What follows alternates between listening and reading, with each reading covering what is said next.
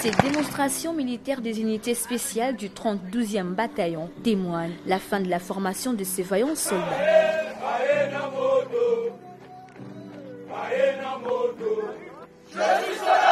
Ceci s'inscrit dans le cadre de la mutualisation de forces entre FARDC et MONUSCO. Les commandants des opérations militaires en Ituri, le lieutenant-général Boyan Kashamadjouni, qui a présidé cette cérémonie, a salué la collaboration entre les deux forces avant d'appeler ses compagnons d'armes à la discipline dans l'accomplissement de leur mission.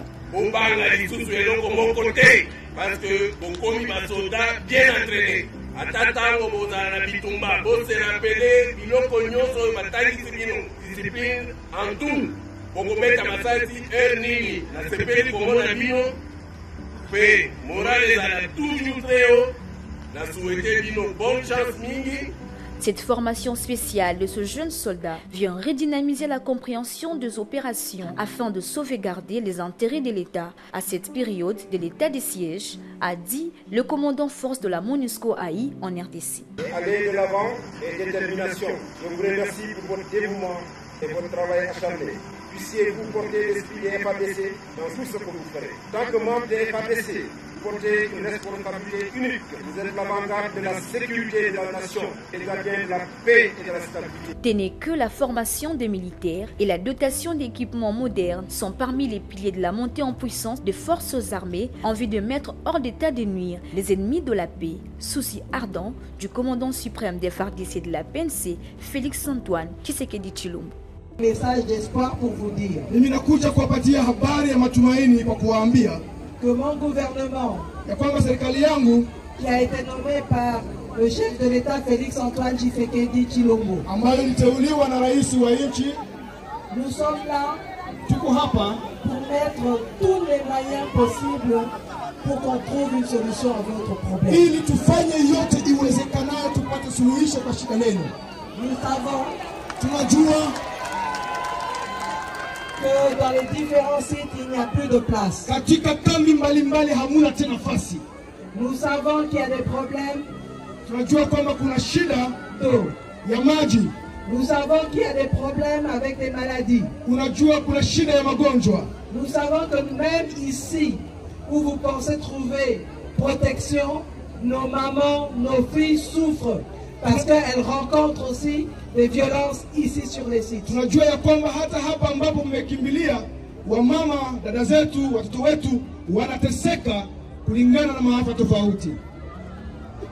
tant que femme, en tant que mère, je me doute que ce n'est pas une situation qu'on souhaiterait même à son pire ennemi. Mais puisque nous avons quand même des ennemis qui nous mettent dans ces conditions-là, nous, ce que nous devons faire, c'est combattre. Pour ça, je vais remercier les FARDC et les Wazalendo.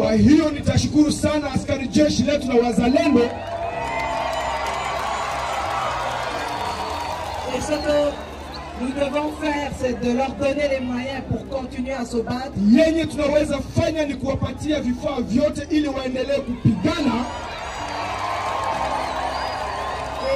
maintenant, prendre des stratégies, non pas seulement pour défendre, mais aussi pour repousser.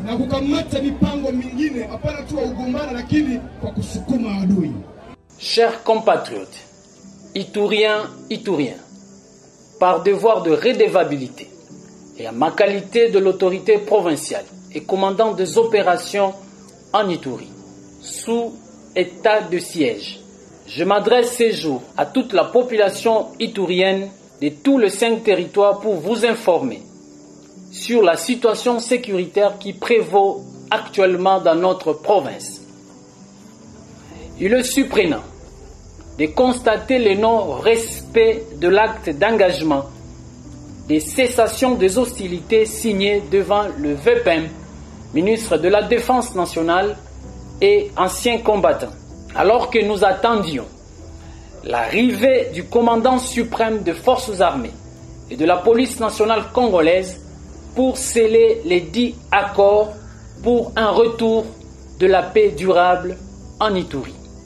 Des groupes armés bien connus, Codeco et Zaïre, se sont illustrés par des attaques des uns contre les autres, donc les incursions à répétition ont été signalées à Luka Malembe, groupement Kirongozi secteur de Banyali Kilo, en date du 11 mai 2024 par le groupe armé Zaïre. Bilan, 4 civils tués, 3 autres blessés et un chef de groupement pris en otage. Ouzi en date du 7 juin 2024. Dans le groupement Pimbo, par le groupe armé Zaïre, faisant 10 morts, donc 9 éléments de la milice Zaïre et un élément Codeco tué. Kilo Eta, par le groupe armé Codeco, faisant 1 mort du côté Codeco et dont le corps a été mutilé par le groupe armé Zaïre en date du 13 juin 2024. Bianda, en date du 20 juin 2024, par le groupe armé Codeco faisant 2 morts. Lodjo.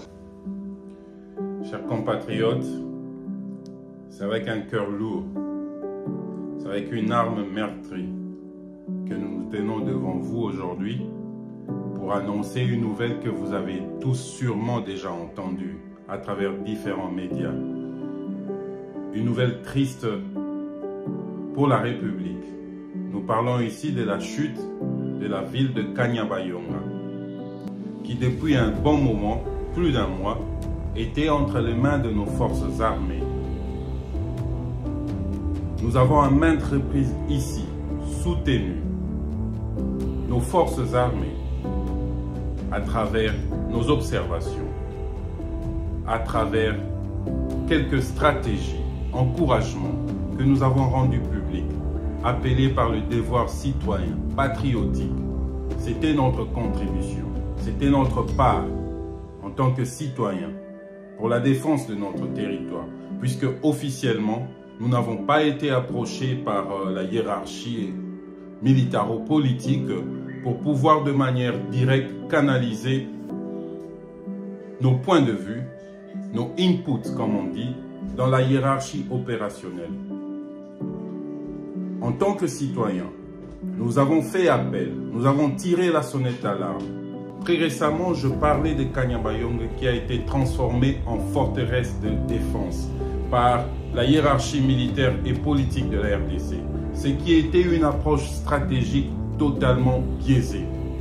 Nous avons permis à l'ennemi, au Rwanda, à plusieurs reprises, de venir essayer, à travers différentes approches, de pénétrer les lignes de défense de FARDC, soutenues par le Wazalendo, autour de la cité de Kanyabayonga. Nous nous sommes contentés de jouer à la défensive. C'est un jeu dangereux parce que celui qui attaque finira par réussir à force d'attaquer. Plutôt que de faire progresser les lignes des fronts, je parle de Kanyabayonga, je parle de Saké, je parle de toutes ces bourgades qui mènent vers d'où vient le danger. Aujourd'hui, l'épicentre du terrorisme dans la région, c'est Kigali, nous le savons tous. Et d'ailleurs, Kanyabayonga tombe suite au renforcement des éléments M23 par les forces spéciaux RDF. Les experts des Nations Unies, différentes intelligences opérant dans la région, il y a à peine 3 jours, venaient d'annoncer que Kagame avait renforcé les lignes de M23 de 4000 hommes, plus ou moins. Et il en a fallu que très peu, 2 jours après, pour que Kanyabayonga tombe. Nous n'avons pas besoin de faire un deuil national pour montrer notre patriotisme, bien que c'est une étape importante, parce que Kanyabayonga n'est pas tombé sans qu'il y ait de conséquences en perte en vues humaines pour nos éléments de force de défense. Pour les civils, faire un deuil national Envoyer le ministre de la Communication, Patrick Mouyaya, nous lire des communiqués écrits vite fait, c'est une bonne chose. Mais on ne peut pas se contenter de cela. Kagame qui envoie 4000 hommes en renfort au rang de terroristes du M23, comme le disait la première ministre Judith Suminwa, à Goma, il y a à peine de cela 2 jours, la meilleure réponse, c'est de renvoyer le feu à l'expéditeur.